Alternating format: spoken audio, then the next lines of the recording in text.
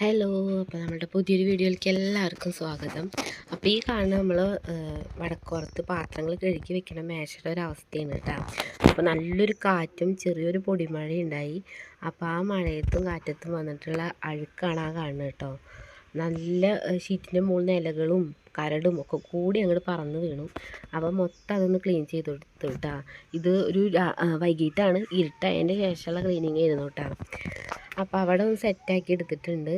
പിന്നെ അതിന് ശേഷം നമ്മൾ കൊട്ടത്താളും ഒന്ന് വൃത്തിയാക്കി എടുത്തു കേട്ടോ. അതിനുശേഷം നമ്മളിതാ കുറേ അടിക്കാൻ വേണ്ടിയിട്ട് മെഷീൻ്റെ മുകളിൽ ഇങ്ങനെ കൂട്ടിയിട്ടിട്ടുണ്ടായിരുന്നു. അപ്പോൾ അതൊക്കെ ഒന്ന് അടിച്ചെടുക്കുകയാണ്. പിന്നെ പൂരത്തിനുള്ള ഒന്ന് രണ്ട് ഡ്രസ്സുകളും ഷേപ്പാക്കാനും കാര്യങ്ങളൊക്കെ ഉണ്ടായിരുന്നു. മറ്റേത് എനിക്ക് പറ്റാത്തൊക്കെ ഞാൻ ഷീജേസർ എടുത്ത് കൊടുക്കുക ചെയ്യാം കേട്ടോ. അപ്പോൾ ആൾ ആണ് ബാക്കിയുള്ള കാര്യങ്ങളൊക്കെ ശരിയാക്കി തരിക. പിന്നെ അമ്മയ്ക്കുള്ള മാക്സിയൊക്കെ ഞാൻ തന്നെയാണ് കേട്ടോ ഷേപ്പാക്കാറ്. പക്ഷേ അമ്മയ്ക്കുള്ള മാക്സി എനിക്ക് ഷേപ്പാക്കാൻ പറ്റില്ല. അപ്പോഴേക്കും എൻ്റെ സൂചി പൊട്ടിപ്പോയി. എന്നിട്ട് പിന്നെ ഈ മെഷീനൊരു സൂചിക്കൊരു അളവുണ്ട്. എനിക്ക് സത്യം പറഞ്ഞാൽ മെഷീൻ്റെ കാര്യങ്ങളൊന്നും കറക്റ്റായിട്ട് എനിക്ക് അറിയില്ല കേട്ടോ. അപ്പോൾ ഇതൊരു വട്ടം കേട് വന്നപ്പോൾ നേരാക്കാൻ വേണ്ടിയിട്ട് ഏട്ടൻ വന്നപ്പോൾ ആൾ പറയുകയാണ് ഇതിലെല്ലാ സൂചിയും പറ്റില്ല, ഇതിനൊരു കണക്കുണ്ട് എന്ന് പറഞ്ഞിട്ട് ആൾ എനിക്കൊരു പാക്കറ്റ് തന്നു. അത് എത്രയോ വർഷങ്ങളായിട്ടാണ്. അപ്പോൾ ആ ഒരു പാക്കറ്റ് തെറ്റിൽ അവസാനത്തെ സൂചി ഇരുന്നത്.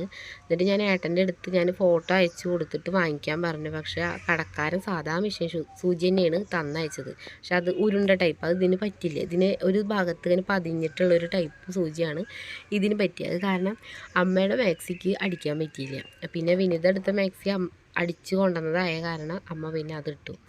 പിന്നെ ഇനി മെഷീൻ റെഡിയാക്കിയിട്ട് വേണം അമ്മയുടെ മാക്സി അടിക്കാൻ. എന്നാൽ ആദ്യം തന്നെ അത് അടിച്ചാൽ മതി. ഞാനൊട്ടു അതും ചെയ്തില്ല. ഇതിൻ്റെ മേലെ ഇരിക്കണതൊക്കെ കുറേ ആയിട്ട് പെൻഡിങ്ങുള്ള കാര്യങ്ങളൊക്കെ ഉണ്ട്, അടിച്ച് മുഴുവനാക്കിയിട്ട് അടിക്കാതിരിക്കാമല്ലോ എന്നുള്ള പ്ലാനിങ്ങിലായിരുന്നു. അപ്പോഴേക്കും ദേവുവിൻ്റെ പാറുവിൻ്റെ ആരുടെ ഒരു പാൻറ്റിൻ്റെ മൂട് അടിച്ചുകൊണ്ടിരിക്കുന്ന സമയത്ത് പൊട്ടിപ്പോയി.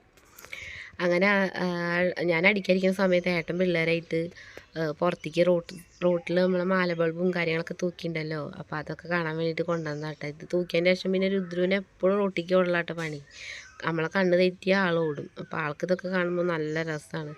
അപ്പോൾ നമ്മളെ കമ്മിറ്റിക്കാർ അവരുടെ ഫ്ലെക്സും കാര്യങ്ങളൊക്കെ സെറ്റാക്കി കൊണ്ടിരിക്കുകയാണ് കേട്ടോ. അപ്പോൾ ഞാൻ പൂരത്തിന് വേണ്ടി എടുത്ത കുറച്ച് ഡ്രസ്സുകൾ കാണിച്ചു തരാം കേട്ടോ. ഇത് നമ്മളെ മീഷോന്ന് എടുത്തിട്ടുള്ള ടോപ്പാണ്. എനിക്ക് ഭയങ്കര ഇഷ്ടമായി. 180 രൂപയ്ക്ക് ഞാൻ എടുത്തതാണ് കേട്ടോ. ഈ സംഭവം ഈ വിലയ്ക്ക് കുഴപ്പമില്ലാന്ന് തോന്നി. സംഭവം കനം കുറഞ്ഞ ടൈപ്പ് തുണിയാണ്, പക്ഷേ നിഴലടിക്കുക അങ്ങനെ ഒന്നുമില്ല കേട്ടോ. എനിക്ക് ഭയങ്കര ഇഷ്ടമായി.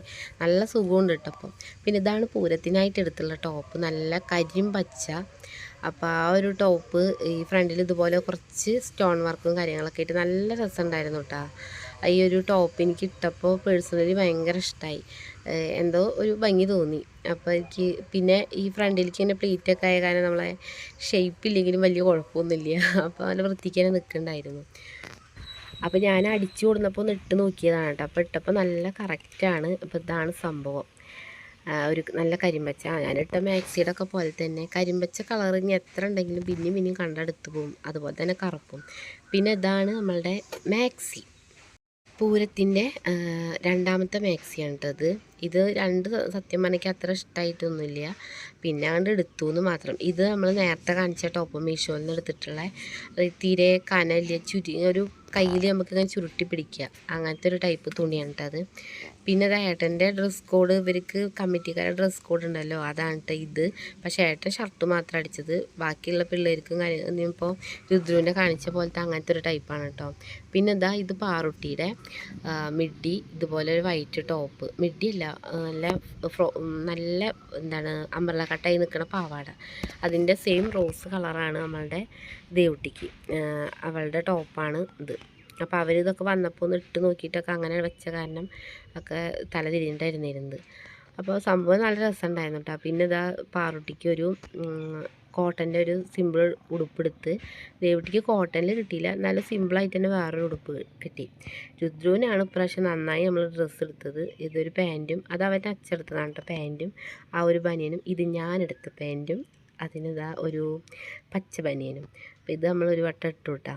പൂരത്തിൻ്റെ അന്ന് തോന്നിട്ടില്ല, ഈ ഒരു ട്രൗസറും ബനിയനാണ് പിന്നെ അവനക്ക് ഇട്ട് കൊടുത്തത്. പിന്നെ അവരാ ഡ്രസ് കോഡും അതും നല്ല രസമുണ്ടായിരുന്നു. പിന്നെ ഇതൊരു ക്യാപ്പും വാങ്ങിയിട്ടുണ്ട്. പിന്നെ കുട്ടികളുടെ രണ്ടാളുടെ ഡ്രസ്സിന് ഓരോ ഷാളും ഉണ്ടായിരുന്നു കേട്ടോ. പിന്നെ ഒരു ടവൽ, അതിൻ്റെ വീക്ക്നെസ്സാണ്, ഇപ്പോൾ മാക്സിൽ പോലും ടവൽ വാങ്ങിക്കും. പിന്നെ ഏട്ടന് 2 ഷർട്ട്, ഈ ഷർട്ടൊന്നും ഇട്ടിട്ടേ ഇല്ല ഇതുവരെ.